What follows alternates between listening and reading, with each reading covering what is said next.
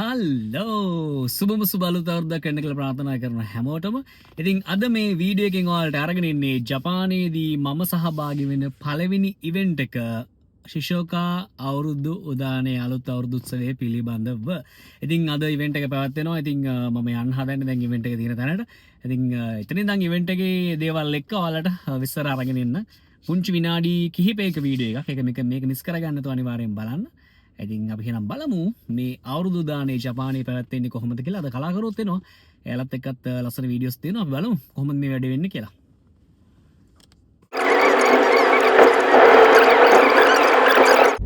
ඉතින් මම ජපානයේදී සහභාගී වෙන පළවෙනි ඉවෙන්ට් එක මේක. ජපානයේ ශිෂ්‍යෝක අවුරුදු දානය.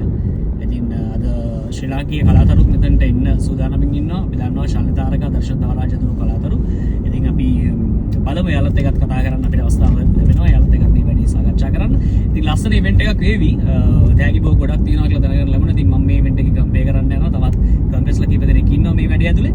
අපි බලමු ඉතින් ඉවෙන්ට් එකේ ලස්සන තැන් ඔයාලට මම අරගෙන එන්න. මිස් කරගන්න තෝ බලන්න. මේ තමයි ශිෂ්‍යෝක අවුරුදු දානේ 2026.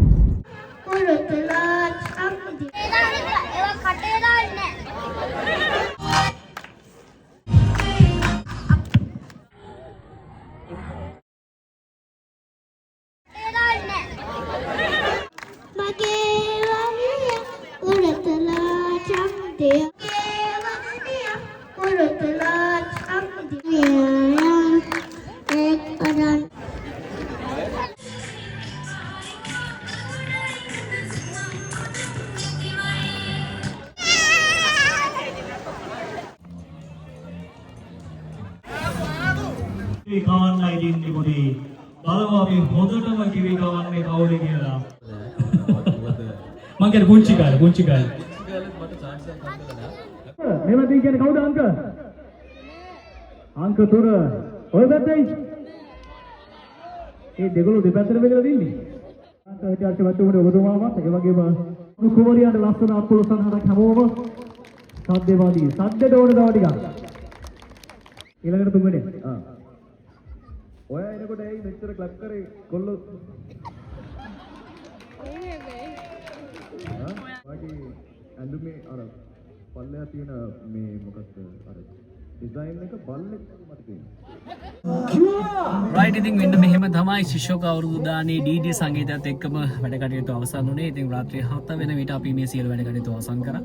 ඉතින් ජපානයේ විසින් ශ්‍රී ලාංකිකයන් හොඳ අවස්ථාවක් ලැබුණා. මම හිතනවා ශිෂ්‍යෝක අවුරුදු දානේ ලංකාවේ ඉන්න අයට නම් අවුරුදු උත්සව කියන එක ගොඩක් වෙලාවට අවුරුදු කාලේ හැමතැනම වගේ දකින්න ලැබෙනවා, සහභාගී වෙන්න අවස්ථාව ලැබෙනවා. නමුත් විදේශගත වෙලා ඉන්න කෙනෙකුට ඒක විරල අවස්ථාවක්. ඉතින් ජපානයේ වෙසින ශ්‍රී ලාංකිකයන් මේ විදිහට මේ වැඩ කටයුතු සංවිධානය කරලා තිබුණා. ඉතින් මේ සිළු දරාට ස්තුතිවන්ත වෙනවා. මේකට සහභාගී වෙච්ච අය ඒ අත්දැකීම ලබා ගන්න ඇති. ඉතින් මාත් ප්‍රථම වතාවට මම මුලින් මතක් කරා වගේම ජපානයේදී ඉවෙන්ට් එකකට සහභාගී වෙන්නේ. ඉතින් ඒකට මට ආරාධනා කරපු සංවිධායක මණ්ඩලයට ස්තුතියි.